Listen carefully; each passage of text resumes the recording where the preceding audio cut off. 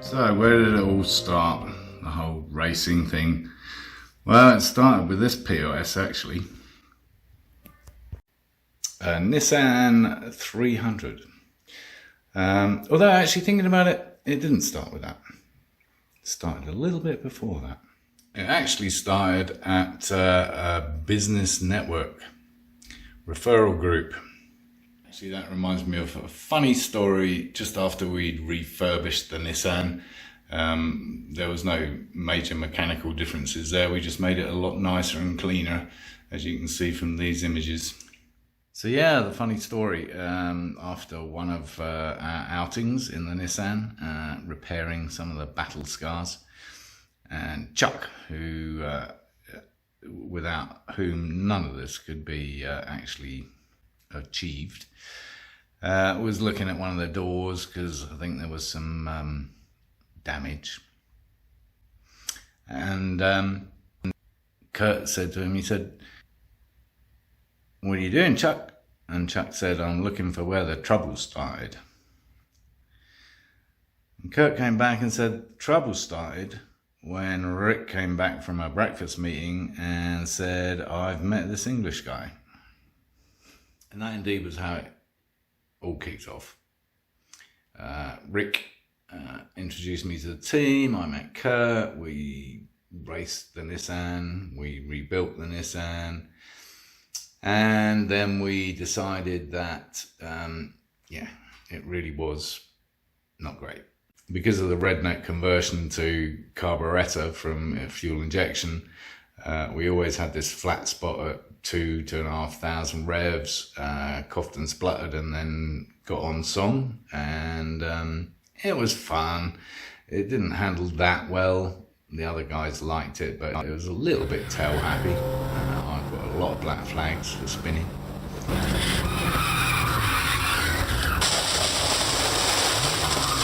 And Rick was about to revamp his Cobra, his Roadster at the time. And part of that involved a complete body off restoration. Here's a clip of that happening. And then it also involved a new motor and fuel injection and all kinds of stuff. And so there was a spare Ford motor kicking around. So Rick suggested that, seeing as the Nissan was underpowered, we threw the Ford motor in the Nissan in proper Lemons style. In case anyone doesn't know what Lemons 24-hour racing is, go check it out. There's a website link in the description, and you can find out what it's all about. A lot of fun.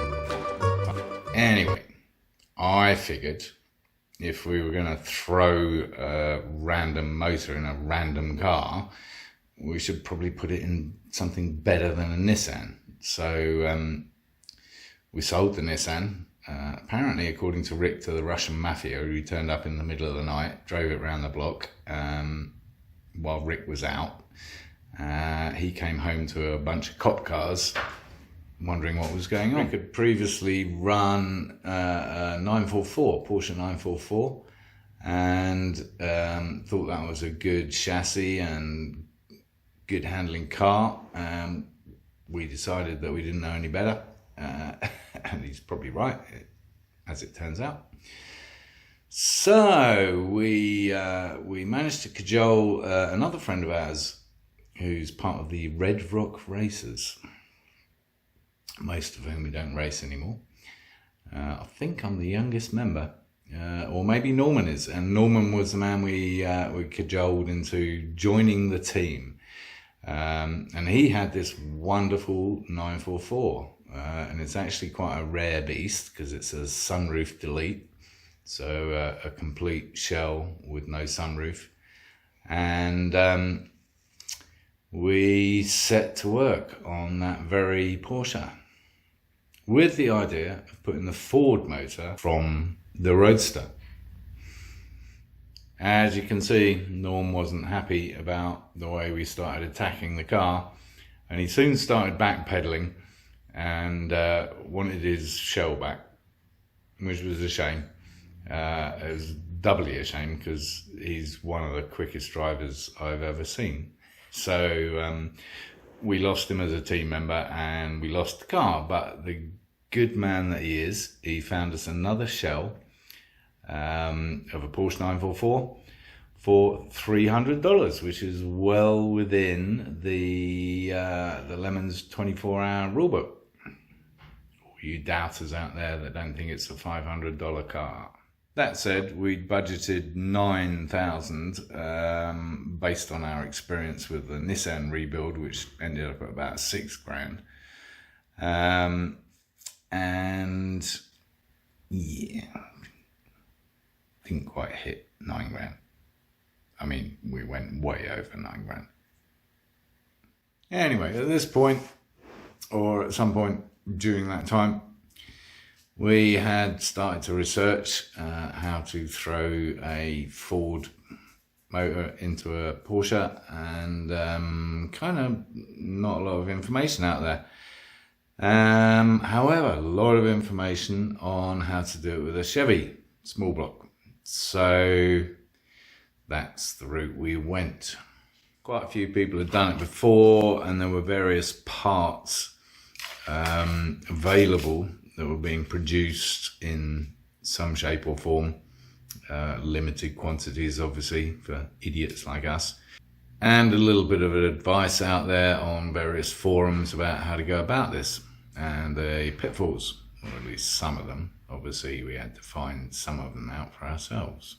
So Rick sourced the motor, and we started tearing the car apart and putting the roll cage in, thanks to Adam again, our welding, machining, fabrication guy. And with Norman's sensitivity to his shell out the way, we completely cannibalized it, tearing the inner skin out of the hood, bonnet, whatever you want to call it, gutting the interior, stripping out all the wiring, 30 pounds in weight of wiring. Having gutted the interior, Chuck fabricated us a wonderful riveted aircraft quality dashboard. We gave it a lick of Porsche silver paint. Actually, it was Honda, but don't tell anyone. Especially don't tell David. There was some discussion in the team about wheels and tyres. So we opted for 2 sets of wheels. The original standard 944 phone dial wheels with a higher, so they're a smaller wheel with a higher tyre wall.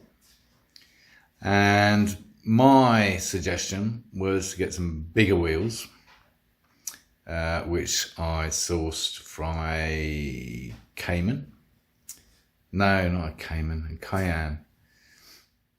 And those wheels we put some low profile tyres on, and there was a lot of discussion about the pros and cons of a low profile versus a higher profile and all that kind of stuff. Turned out in the long run that even Rick, who was very pro the higher wall and the phone dials, having raced on something similar when he was racing in the 944 series, it turned out that the low profiles were actually better. Less temperature issues and longer lasting and more predictable, and so there you go, there's a hot tip. We had to make room obviously for the new motor, and that's not that it was particularly bigger or indeed heavier, as we'll explore later, than the original, but you know, certain things didn't fit in certain places. So we had to relocate the clutch and brake cylinder and various other bits and pieces. David Sturm from the Red Rock Racers also helped out with various elements, another amazing engineer. And we also had a little help from a young guy, James Gould, who worked for me at the time. I don't know whether he just wanted to hang out with a bunch of old nutcases, or He wanted to learn a little bit about motor mechanics and that kind of thing. Anyway, thanks James, and sorry about nearly dropping the engine on you. Brakes were standard Porsche. We did have them, what were they? Cryogenically, I don't know, freezed and whatever. And I have to say, they are fantastic, honestly. Never had any brake issues. Standard discs, not drilled, not slotted, nothing. Never fade. Brilliant. Yeah, we stuck with the original fuel tank and the original fuel supply and everything else, which later turned out to be not acceptable for Lemons after several races where they completely overlooked it. But there you go. That'll probably be in the next episode, honestly, because I've been rambling on. This one will probably have to end before we get to that bit. As an added bonus, Rick decided to inadvertently drill some holes in the top of the fuel tank, so we always had fuel leaks, which was kind of fun. In fact, one of the first races that my dear wife came to, Kurt idled up to her while she was watching me going around. He said, "Let me know if you see any gas leaking out the side of the car." Anyway, she was terrified. It never caught fire, unlike my TVR. So here's the interesting bit, and that's the marriage of the Chevy motor to the Porsche transmission.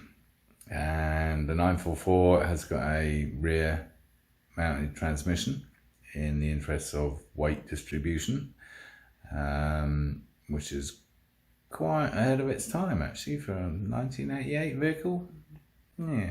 So yeah, complicated. For sure. While we're on the subject of weight distribution, it's important to note that having dumped in the Chevy motor and put the car on corner weights, we're still pretty much at a 50-50 front and back, which is good. And actually that Porsche 4-cylinder motor, 2.3, whatever it was, pretty damn heavy for such a small motor compared to a 5.7 litre Chevy. So here's the all-important bit. I don't think I have any photographs of it, unfortunately, but here's the diagram. And it's the throwout bearing. Torque converter? Thrust converter? I forget what you call it now. Anyway, look, it's all there. And these are the boys to get it from. I'll leave a link in the description. A magical part that gets one thing to talk to the other. And this is where this stuff gets really kind of scary, honestly, because inside the torque tube, there is this honestly relatively skinny shaft that delivers all the power from the motor to the transmission. And this part, the torque thrust converter, it's a bit like Back to the Future. So here we are, installing the motor for the first time, marrying up all the engine mounts, which went amazingly smoothly actually. Anyway, it's the key to the whole thing. And it's a critical part of the conversion. Thank God these guys produce it, because if we'd had to manufacture something to marry up with a Ford motor, God only knows. So again, we'll probably come back to this in a later episode. Oh, there's a monkey. We'll come back to this in a later episode to explore exactly what is critical about the measurements involved in setting this all up, because that was the end of several races for us. The first time startup, not so much, honestly. Fire in the hole, literally. Luckily, Chuck was at hand, some distance back, with a fire extinguisher. one of the HT leads, one of the spark plug leads, got burnt out, and we were told we had to run it first time start up for a minimum of 3 minutes at revs. So we had to carry on regardless, even though it was running on 7 cylinders and there was a fire breaking out.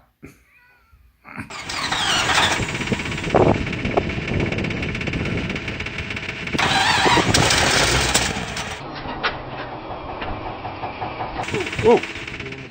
You want to push the starter button, Chuck? Oh my God. I'm going to run like that. Leave it clear, and you got collision on this, right? I got full.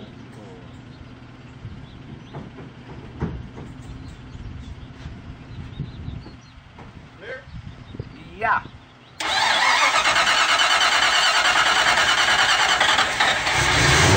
Yeah.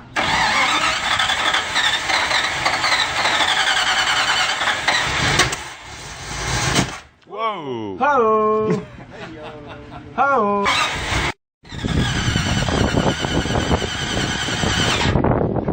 Something is seriously wrong. Good choice.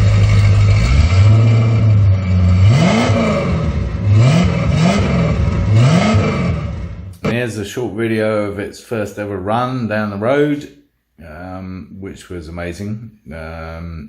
Honestly, it was just astonishing to see something that you created really kind of almost built a car from scratch. Where do I file at?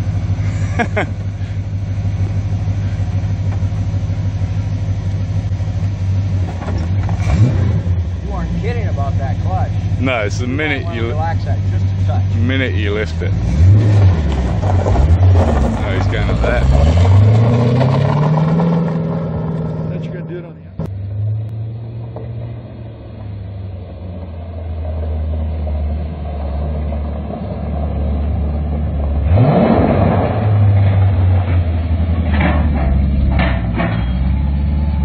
So I think that just about covers the initial build. I'm sorry there wasn't a lot of video, because in those days I didn't take video, it was all stills.